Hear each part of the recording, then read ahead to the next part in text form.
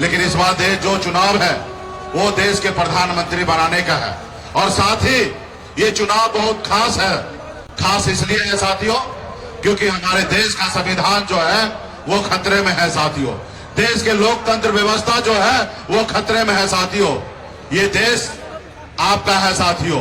आपके पूर्वज ने पौने 200 साल अंग्रेज से लड़ाई लड़ा, तब जाके ये देश आजाद हुआ साथियों। इस देश में आजादी से पहले अंग्रेज का शासन हुआ करता था। लाखों की संख्या में आपके पूर्वज ने लड़ाई लड़ा, बलिदान दिया, शहीद हुआ, उसके बाद ये देश आजाद हुआ साथियों। इसलिए साथियों ये देश आपका है, हमारा है, किसी का जागीर नहीं है। आजादी के बाद बाबा साहब भीमराव अंबेडकर ने हमें एक संविधान बना के दिए साथियों, हमें एक लोकतंत्र बना के दिए। उस संविधान में गरीब, पिछड़ा, दलित को सर उठा के जीने के लिए अधिकार दिया गया साथियों, अधिकार दिया गया। अगर बाबा साहब भीमराव अंबेडकर का अगर संविधान नहीं होता तो आज आपके बीच में एक मल्ला का बेटा सीना चौड़ा करके आज बात नहीं रख सकता था साथियों। आज हमें इस आजाद भारत में हमें जो भी मिला है वो हमें बाबा साहब भीमराव अंबेडकर के दिए हुए संविधान से मिला है साथियों। लेकिन ये मोदी जी जो है ये मानते नहीं है संविधान को। इसलिए साथियों जरूरी है इनको बदलने का। आज देखिए देश में जितने भी सरकारी संस्थान थे सबको प्राइवेट किया जा रहा है। और जब वो प्राइवेट होगा तो गरीब, पिछड़ा, दलित का आरक्षण कहाँ जाएगा? कहीं ना कहीं आरक्षण खत्म हो रहा है। आज बनी हुई सरकार को मोदी जी गिरा देते हैं। जो जनता का चुना हुआ सरकार होता है उनको अपने पैसे के दम पर गिरा देते हैं। किसी का बनाया हुआ विधायक को खरीद लेते हैं, सांसद को खरीद लेते हैं। इसलिए साथियों ये लोकतंत्र कहाँ है? आज चुनाव आयोग को अपने जेब में रखे हैं, ईडी, सीबीआई को अपने जेब में रखे हैं। तो इसलिए साथियों ये लोकतंत्र हमारा खतरे में है। तो इसलिए साथियों आपको हमको लड़ाई लड़ने की आवश्यकता है। जैसे हमारे पूर्वज ने लड़ाई लड़ा था वैसे हमको लड़ाई लड़ने की आवश्यकता है। आज बताइए एक गरीब मछुआरा परिवार में मैं जन्म लिया, ऐसे परिवार में जन्म लिया जहां एक रोज पिताजी मछली ना मारे तो दूसरे रोज घर पे खाना नहीं बनता। इतने गरीब घर में हम जन्म लिए।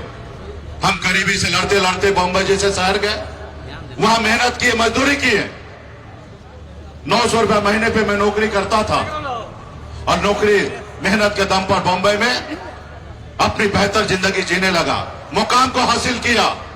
फिर मैं मुड़ कर देखा तो मैं तो काफी आगे निकल गया हूं, लेकिन हमारा समाज बहुत पीछे रह गया है। लोग चांद पे घर बनाने के लिए सोच रहा है, लेकिन आज भी बिन बेलदार, नुनिया, मला, चाहे तिहरबन पर इन निषाद का, अति पिछड़ा का, दलित भाई के लिए इस धरती पर रहने के लिए घर नहीं है। फिर मैंने बम्बई के ऐशोआराम जिंदगी को छोड़कर पिछले 10 सालों से मैं संघर्ष कर रहा हूं, अपने समाज के हक अधिकार के लिए लड़ाई लड़ रहा हूं। आज बताइए क्या मैं गुनाह कर रहा हूं? अपने गरीब लोगों के लिए लड़ाई लड़ना क्या देश में कोई गुनाह है? अब बताइए 2020 में संघर्ष करते करते हमने 4 विधायक बनाया। बिहार में बताया कि मल्ला का बेटा सिर्फ मछली नहीं मारता है, एक विधायक और सांसद भी बना सकता है। ये बिहार को हमने बताया। हमारे 4 विधायक बना, हमारे सहयोग से सरकार बना। अगर हम समर्थन नीतीश जी को नहीं देते तो बिहार में सरकार नीतीश जी का नहीं बनता। यूं कह दीजिए एक मल्ला का बेटा के समर्थन से बिहार में सरकार बना। हमने उनको मुख्यमंत्री बनाया, हम मंत्री बने, अपने समाज का हक अधिकार के लिए लड़ाई लड़ रहे थे, लेकिन उनको अच्छा नहीं लगा। वो देखा जिस समाज को, जिसको बरसों से हम अपने पैर तले दबा के रखे हैं, आज उसका बेटा खड़ा हो गया। इनको रोको, अगर नहीं रोकोगे तो बिहार में पिछड़ा 36% है, बहुत आगे निकल जाएगा। इसको रोको। और उन्होंने एक साजिश के तहत हमारे विधायक को खरीद लिया।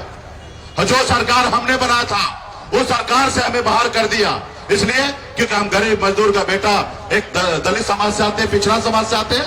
तो इसलिए साथियों ये मोदी जी है, ये गरीब को देखना नहीं चाह रहे, पिछड़ा दलित को हक अधिकार देना नहीं चाहते हैं। ये बड़े लोगों का सरकार है, अडानी अंबानी का सरकार है, ये गरीब का सरकार नहीं है साथियों। आपने सुना 2014 में मोदी जी आए, आपसे क्या वादा किया था कि हम आपके अच्छे दिन लाएंगे, हर युवा को हर साल 2 करोड़ नौकरी देंगे। क्या नौकरी मिला? क्या आपके अच्छे दिन आए? उन्होंने कहा कि देश में किसान आत्महत्या कर रहा है, हम सरकार में आएंगे, हर किसान को आमदनी दुगुना करेंगे। क्या हुआ? उन्होंने कहा हर गरीब को पक्का मकान बना के देंगे, हुआ? नहीं हुआ। तो इसलिए साथियों, आज क्या कह रहे हैं मोदी जी? हिंदू, मुसलमान, मंदिर, मस्जिद, सनातन। अरे भाई बताइए, आप देश के प्रधानमंत्री हैं, 140 करोड़ देश के माए बाप हैं, और आप ऐसी शब्द की इस्तेमाल कर रहे हैं। मोदी जी, मैं आपसे हाथ जोड़ के कहता हूं कि कृपया करके 2014 में आपने जो भाषण दिया वही भाषण देश में दीजिए, जनता के बीच में, और तब जनता का आवाज सुनिए कि जनता क्या कह रहे हैं। जो आपने भाषण दिया था वो भाषण दीजिए। लेकिन 10 साल हो गया, आप कुछ नहीं किए हैं, और फिर भी आपको देश में मौका चाहिए। साथियों, हमारा बाबा साहब भीमराव अंबेडकर ने संविधान बनाने के समय में बहुत सोच समझकर नेता को सिर्फ 5 साल का समय दिया। आप सरकारी नौकरी में जाइएगा, 58 साल 60 साल तक आप नौकरी में फिक्स हो जाइएगा, लेकिन नेता के लिए 5 साल रखा गया। क्यों? क्योंकि उनको पता था कि नेता झूठ बोलेंगे, और जब नेता झूठ बोलेंगे तो जनता मालिक होगा और जनता हिसाब किताब लेगा। साथियों, आज नेता मालिक नहीं है, जनता मालिक है। साथियों, नेता सेवक होता है, जनता मालिक होता है। तो आप सभी जनता है।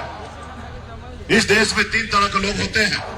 एक वो अडानी अंबानी, जिसको आपसे कोई फिक्र नहीं है, आप मर रहे, खा रहे, पी रहे, जिंदगी जी रहे या नहीं जी रहे, उनको उससे कोई लेना देना नहीं है, वो बड़े लोग होते हैं।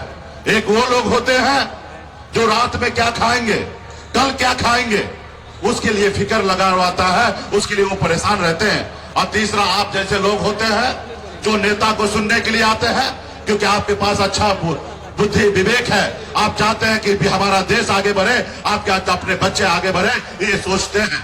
तो आप सोचिए कि 10 साल में जो हमारे देश के प्रधानमंत्री झूठ बोलकर सत्ता में रहे हैं, ईडी, सीबीआई सबको अपने जेब में रखते, क्या काम किए नहीं किए, इसका हिसाब आपको लेना है। साथियों, अगर वो अच्छे काम किए हैं तो आपको सोचना चाहिए। अगर वो उन्होंने अच्छा 10 साल में नहीं किया, युवा को नौकरी नहीं दिया, किसान को आय दुगुना नहीं हुआ, हर गरीब को पक्का मकान नहीं बना, तो आपको सोचना है। साथियों, आप 5 साल का बाबा साहब ने समय दिया, उन्होंने 10 साल का ले लिया। अब आपको निर्णय लेना है कि उनको बदलने का। साथियों, उनको बदलने का। साथियों, इसलिए साथियों, संघर्ष करना पड़ेगा, लड़ाई लड़ना पड़ेगा। आज देखिए, मुझे हम एक आवाज उठा रहे हैं। ये मोदी जी कौन पार्टी से है? भारतीय जनता पार्टी। भारतीय जनता पार्टी कौन है? यही भारतीय जनता पार्टी है। जब मंडल बनाम कमंडल चालू किया था, हमारा ओबीसी का 27% आरक्षण को रोक के रखा गया था, साथियों, वही मंडल वाले लोग हैं। ये आपके लिए सोचेंगे? ये आपके हाथ से गिलास पानी नहीं पिएंगे और ये आपके लिए संसद भवन में बात करेंगे? नहीं करेंगे साथियों, कभी नहीं करेंगे। ये सिर्फ आपको गुलाम बनाना चाहता है, आपको कभी नहीं चाहेगा कि आप मालिक बनिए। साथियों, तो इसलिए साथियों, विचारधारा की लड़ाई है। हम लालू प्रसाद यादव जी को विचारधारा को मान रहे। आज देखिए, अभी अमित शाह जी आए थे, बिहार में झूठ बोल रहे थे, और हम हैं बिहारी, कोई हमारे राज्य में आके और हम ही को सिखा के जाए, झूठ बोल के जाए, तो भला कैसे हम रुक जाएंगे? हमने उनको याद दिलाया कि गृह मंत्री जी, आप जो कह रहे हैं कि कांग्रेस पार्टी ने ओबीसी आरक्षण को रोक के रखा, आप थोड़ा इतिहास को पढ़ लीजिए। ओबीसी आरक्षण को कांग्रेस ने नहीं रोका। कांग्रेस ने ओबीसी का मंडल कमीशन का 40 सिफारिश में 2 सिफारिश अभी तक लागू हुआ, वो भी कांग्रेस ने किया। 27% आरक्षण हो या 27% वो एजुकेशन में आरक्षण हो, ये दोनों सिफारिश ने कांग्रेस पार्टी ने किया। ये बात सही है। 40 सिफारिश में से 38 सिफारिश नहीं की है, जिसके कारण आज सत्ता में नहीं है। लेकिन आप तो सत्ता में, पावर में हैं। 7 साल आप स्वर्गीय अटल बिहारी वाजपेयी जी सत्ता में थे, 10 साल से मोदी जी हैं। क्या आपके हाथ में मेहंदी लगा है? क्या आप ताली बजा रहे हैं? आपको करना चाहिए था, लेकिन आपने तो कुछ भी नहीं किया, और आप झूठ बोल रहे हैं कि अटल बिहारी हमारे कांग्रेस पार्टी रोक के रखा है। उनको बुरा लग गया। अब बुरा ऐसा लगा कि 2 घंटे में हमारा Y+ सुरक्षा लेके चला गया। अब बताइए, ये देश का लोकतंत्र व्यवस्था है? क्या संविधान को मानते हैं? अरे भाई, Y+ सुरक्षा हमको क्यों मिला था? हमारे जान माल का खतरा था, इसलिए मोदी जी ने दिया था, भारत सरकार ने दिया। हमारी बात से आपको नाराजगी हो सकता है, लेकिन इसका यह मतलब कि आप हमारा सुरक्षा हटा लीजिएगा। तो मोदी जी, आप सुरक्षा ले लीजिए, मुझे कोई फर्क नहीं पड़ता है। हम गरीब घर में जन्म लिए हैं, कोई सुरक्षा लेके जन्म थोड़े लिए थे। हमारे लिए तो लाखों करोड़ों युवा हमारे साथ खड़ा है और आगे चलने के लिए तैयार है। और ये मोदी जी चाहते हैं, ये दूगो गुजराती चाहते हैं कि बिहारी को डरा देंगे, तो ये बिहारी दूगो गुजराती से डरेगा क्या? गुजराती से बिहारी डरेगा? तो फिर ये इनको पता नहीं है कि बिहारी जो होते हैं ना, एक बिहारी 100 पे भारी होते हैं। अगर अपने आप पे आ जाए तो एक बिहारी 100 पे भारी होते हैं। तो इसलिए साथियों, मजबूती से हमारे लोकसभा का, मुंगेर लोकसभा के प्रत्याशी बहन कुमारी अनीता जी राष्ट्रीय जनता दल के उम्मीदवार हैं। आप सभी से आग्रह करने के लिए है कि मजबूती से इनका लालटेन छाप पर 2 नंबर बटन पर इनको अपना मत दीजिए, ताकि ये जीते और गरीब समाज से हैं, आपके हक अधिकार के लिए लड़ाई लड़ेंगे। और प्रेजेंट में जो सांसद है उनके बारे में हमको क्या कहना है, आप सब जानते हैं हमसे ज्यादा कि जब रोड से जाते हैं तो अपने गाड़ी का कांच दरवाजा भी नहीं खोलते हैं और कांच भी नहीं गिराते हैं और आपसे सही से बात भी नहीं करते हैं। वो अपने आप को शहंशाह मानते हैं, अपने आप को राजा मानते हैं। अगर राजा है, शहंशाह है, तो उनको घर में रहना चाहिए।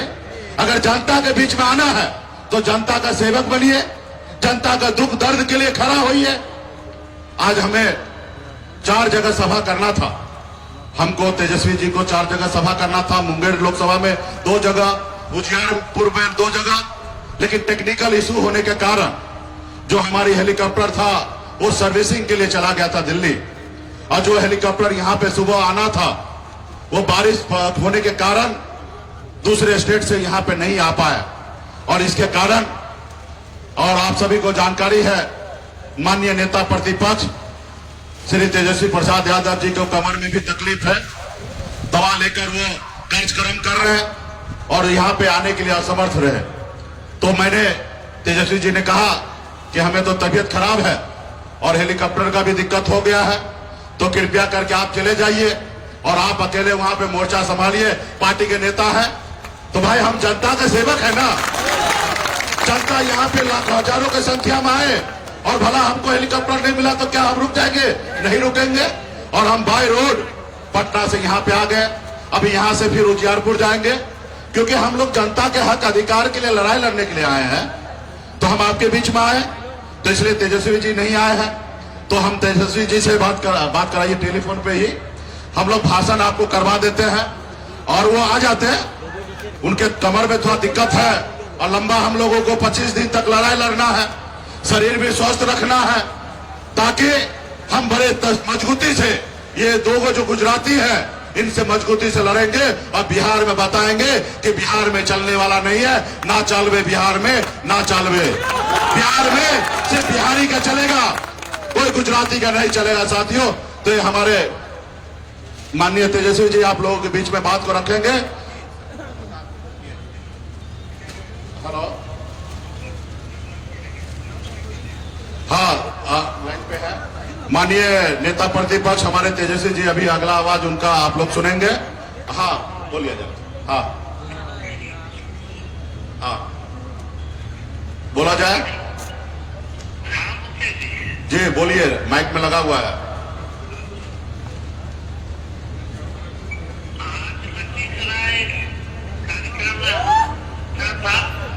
लेकिन हेलीकॉप्टर जो है खराब होने के कारण अब वहां नहीं आ पाए और लखीसराय की जनता ने हम फिर आ करके 2-4 दिन में प्रोग्राम लगवा करके फिर आप लोगों के बीच आएंगे।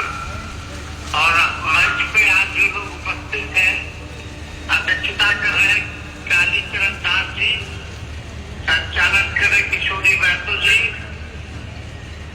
और सीपीएम के सचिव मोती साहू जी, प्रेम सागर यादव जी, कांग्रेस के जिलाध्यक्ष अमरेश कुमार जी, वीआईपी के जिलाध्यक्ष शकलदेव बिंद जी, हर्षित यादव जी, सददेव यादव जी, सुनील यादव जी, श्रवण पटेल जी, राजेंद्र साहू जी, विनय कुमार साहू जी, नजीर बेग जी, भगवान यादव जी, सुनील नाथ जी, महेंद्र विद्यार्थी जी, अजय सिंह जी,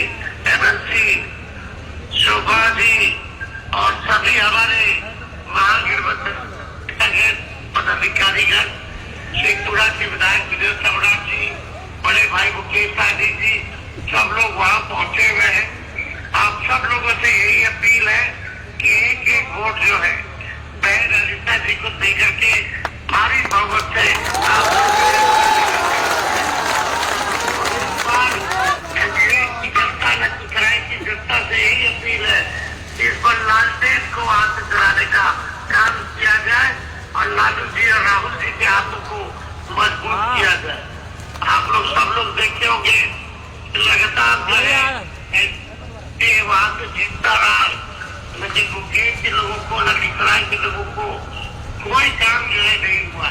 महंगाई, गरीबी, बेरोजगारी सबसे ज्यादा बढ़ चुकी है। आपने 17 महीने हम लोगों का काम भी देखा। 17 महीने में हमने 5 लाख लोगों की सरकारी नौकरी दिलवाने का काम किया। 3 लाख नौकरी प्रक्रिया ठीक कराया। 60 करोड़ के मामले को हम लोगों ने सुगुटान किया। हम लोगों ने IT policy, sports policy, tourism policy बनाने का काम किया। 4.5 लाख बिजनेस शिक्षकों को राजकीय कर्मी का दर्जा हम लोगों ने देने का काम किया। 50,000 करोड़ का निवेशकों से एग्रीमेंट साइन कराया ताकि वो बिहार में निवेश कर पाए। इसलिए काम आप लोग कर रहे थे, चाचा जी पलट गए। खैर जो भी है, जहाँ भी रहे स्वस्थ रहे। सब बात पहले भी था, अभी भी करते हैं, लेकिन हमें खेद है कि आज आप लोगों के बीच नहीं आए। लेकिन आप प्यार, आप लोगों का आशीर्वाद, आप लोगों का समर्थन जो है, इसके लिए हम आप लोगों के बीच जरूर आएंगे। फिर से दोबारा प्रोग्राम बना करके, और यही अपील है कि अनिता जी को जो है भारी बहुमत